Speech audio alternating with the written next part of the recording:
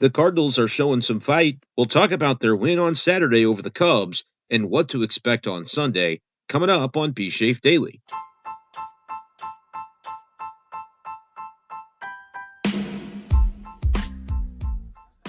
What's going on, everyone, and welcome into this edition of Be Shafe Daily. Brenden Schaeffer here with you. It is the morning hours of Sunday, May 26th, 2024, coming off the heels of a big-time Cardinals win on Saturday night over the Cubs, 7-6, come from behind fashion.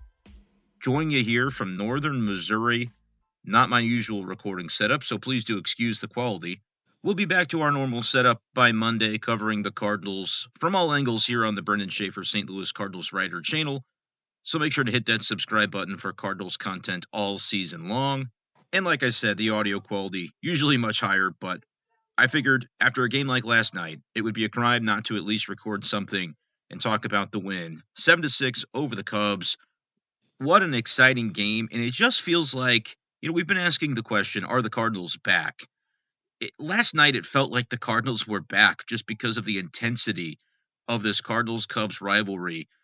This season had been missing something like that because, well, it's late May and the Cardinals and Cubs hadn't matched up yet, which I think is good news if you enjoy having those types of matchups later on in the summer down the stretch in the middle of a pennant chase. Well, you're going to get that because the Cardinals and Cubs are locking horns this weekend for the first time. And, of course, we're not going to see a full series even this weekend.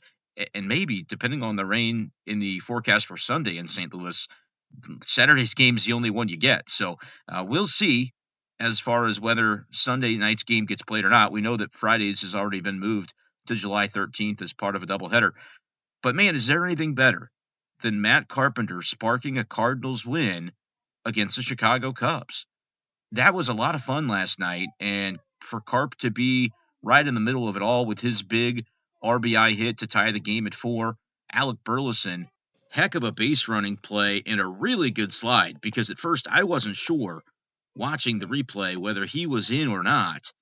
And you just could condense it and slow it down as much as you want. But it really was a close play at the plate. And potentially, again, we keep saying season changing. The Cardinals, because of that 7-game losing streak and where they found themselves, maybe have to come up with a number of those types of season-changing moments.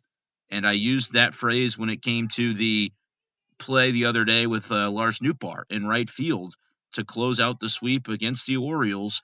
That I thought could be a season-changing play. And for Burleson to come in and slide safely, tying the game. And then, of course, the Cardinals piled on later on in that bottom of the 8th with Brendan Donovan, with Lars Nootbaar's triple. It just felt like it used to feel when the Cardinals and Cubs would match up.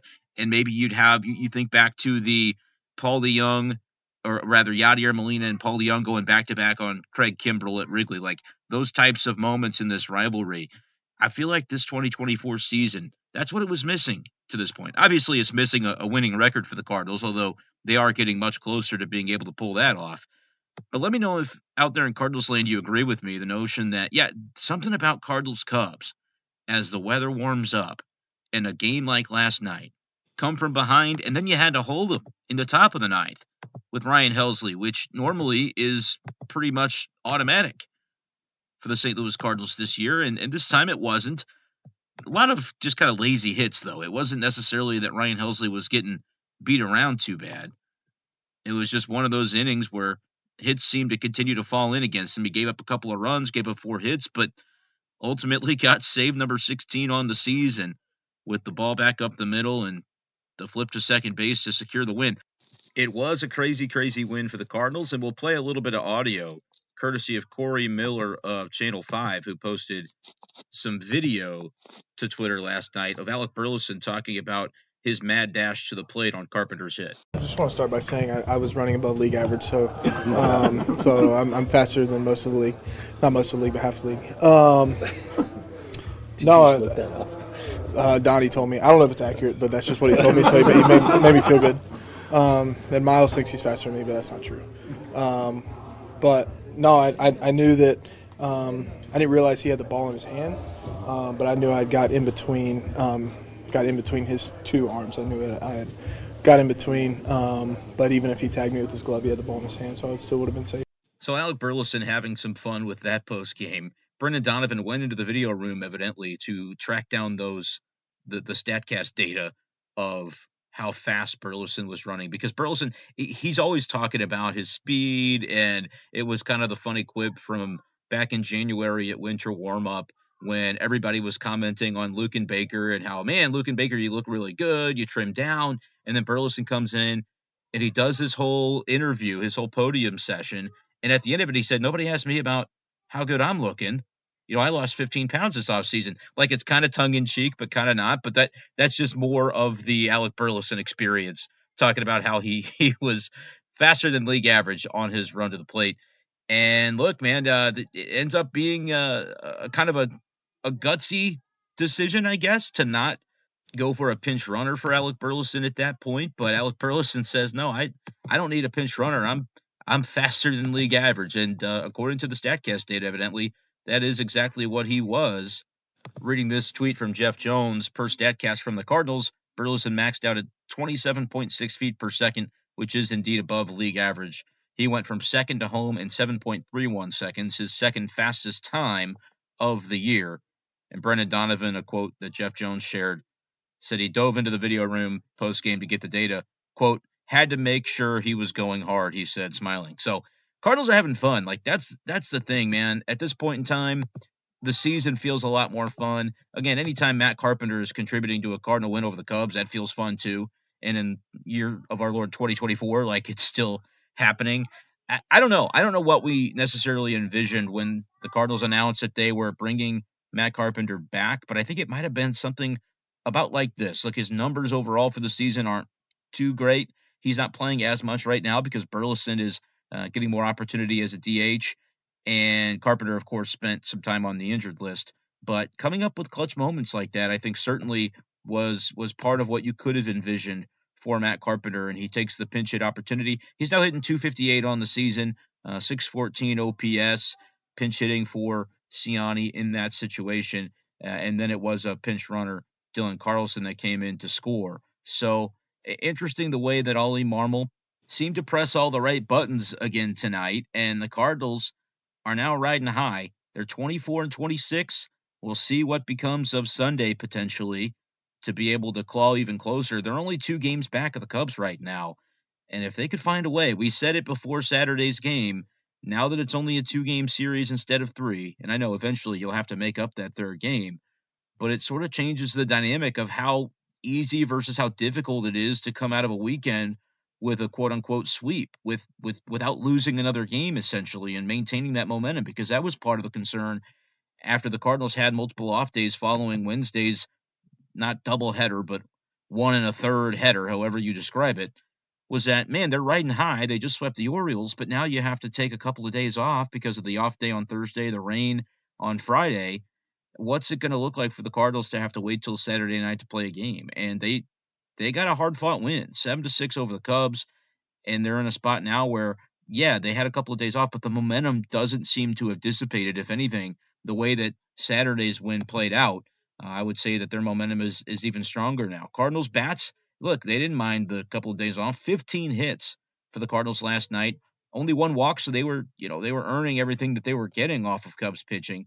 Jamison Tyone, he came in with an ERA below 2.5, and he left with a 2.58 ERA after giving up 3 runs in 5 2/3. The Cardinals, you could argue, maybe could have even gotten more off of Tyone.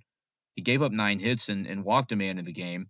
But it's been really encouraging to see this version of the Cardinals offense. They go 5 for 15 with runners in scoring position. Again, you're not always going to come through with runners in scoring position. So 5 for 15, that's a 333 average. You're going to take that every single time. Still left 8 men on base, but when you're getting on base as often as the Cardinals were last night, it's inevitable that you're going to be able to cash in on some of those if you keep that same plate approach with runners in scoring position as you have in general. And I think the Cardinals are in a spot now where you can believe what Ollie Marmol said a few weeks ago about how the issue with this, and at the time, we were a little bit skeptical of it, I'll admit.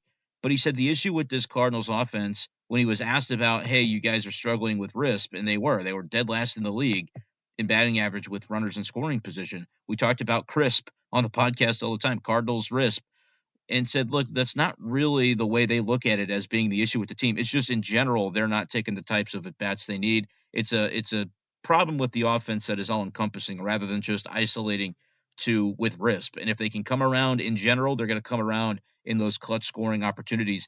And they've done so. They're hitting 218 now for the season with runners in scoring position, which is 27th in baseball. It's still not a great mark. On MLB.com, I'm not able to isolate specifically within the last couple of weeks how they've done in that regard. But it certainly feels like, I mean, you could go back through the game logs and realize they're doing so much better in those spots now. It's not this bugaboo. It's just that the offense was struggling, and now you're having guys perform up to their capabilities, like across the board. And it's being reflected in the way this team is playing. Overall, now on the season, the Cardinals are up to 19th in batting average across baseball with a 235 mark. That's look, it's not where you want to be, but it's a lot better than where you were.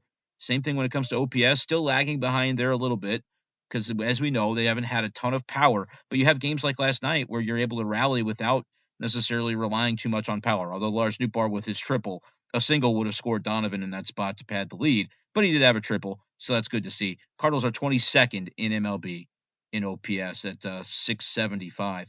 I guess I want to check out slug too, because they're a team that gets on base pretty well. I would imagine their slug is toward the bottom, and it is 24th in slug in baseball. But this is for the full season again, and we know they struggled early.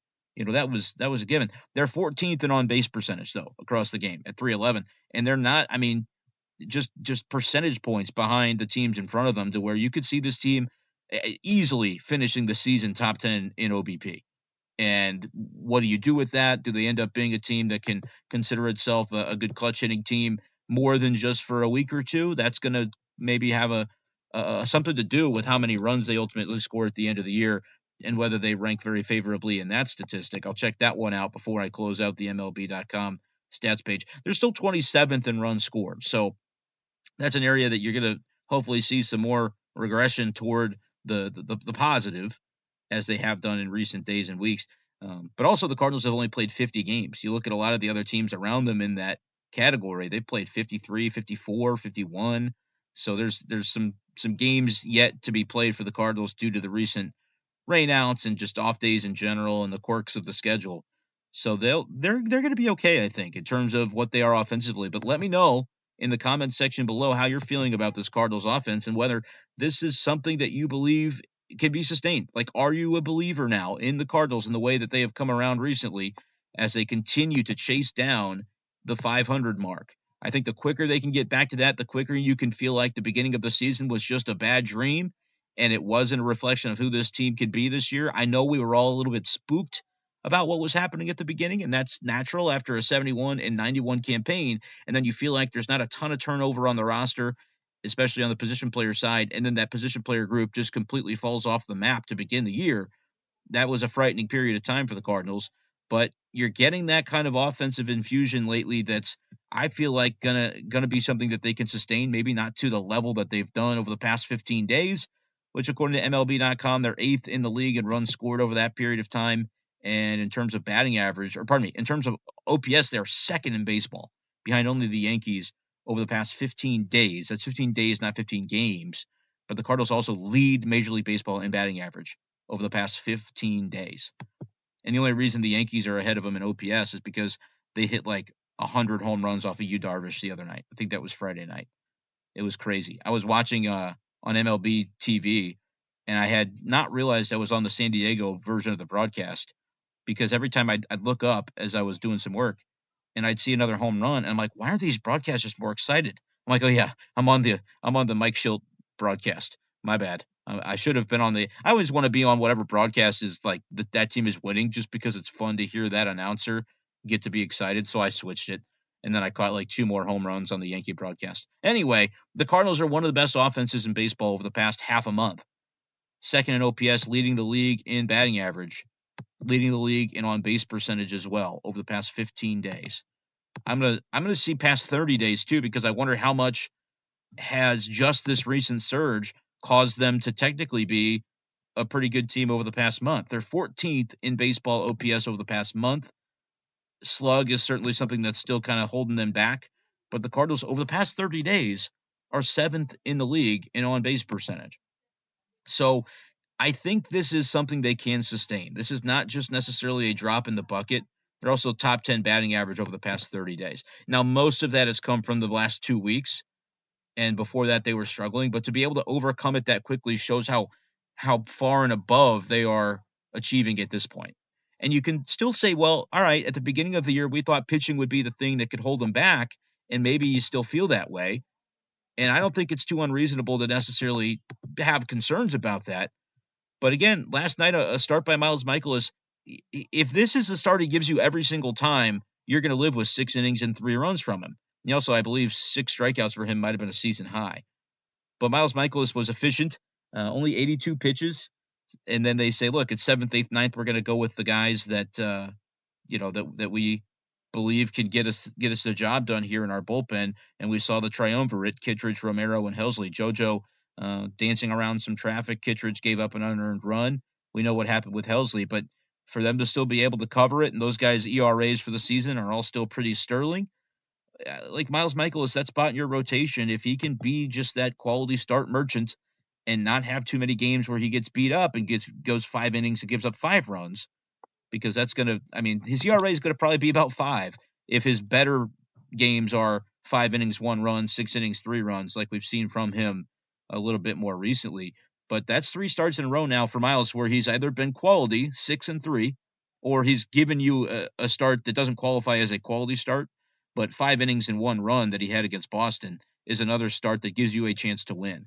And if you look over the month of May, that's 4 out of 5 starts in which he's done that. It's not going to be pretty for your ERA if he's given up 6 and going 6 and giving up 3 every time, because that's still only a 4.5 ERA. And then if you have a game like you did on May 7th against the Mets where you give up 6 runs, it's going to hurt your earned run average.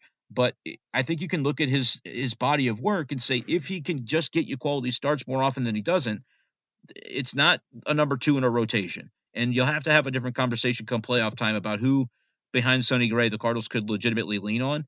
But I feel like his spot, Michael's spot in the rotation. Let me know in the comments if you agree. Is it kind of settling down a little bit, settling into something that's not, you're not over the moon about it, but he's passable the way that he's been performing over the past month with 4 out of 5 starts, giving the Cardinals a real genuine chance to win. That's 80% of the time, but he's at least quality start or something that was honestly, you can go 5 and 1. That's honestly better than quality start, in my opinion, even though you don't go quite as deep. So let me know what you think about that and what you're looking for as far as Sunday night is concerned. If you're listening to this later on in the day Sunday, the weather could certainly change. It's something that I think is a bit of a bummer that this happens to be the Sunday night game, because I think you might have a better shot of getting the game in earlier in the day, but it's just they're going to be dodging raindrops in St. Louis, so we'll see the way that it plays out. But hey, if the Cardinals don't end up playing the Cubs on Sunday, do we send the tweet? I don't think we can. Sweeps aren't that hard. Just have a 1-game series. I don't think rings the same way as taking care of the Orioles in 3 like they did. But let me know in the comments below how you're feeling about this Cardinals team, and make sure to hit that subscribe button in the lower right-hand corner of your screen for Cardinals content moving forward on this channel all season long. It's starting to look like this season could be a pretty interesting one to follow the St. Louis Cardinals team. So that's going to do it for this edition of the show. Appreciate you guys bearing with me on the differential and the audio quality. We'll be back to full bore on Monday when I get back to my equipment at home. But that's going to do it for this edition of the show. Thank you guys so much. We'll talk to you next time on Be Safe Daily. Peace.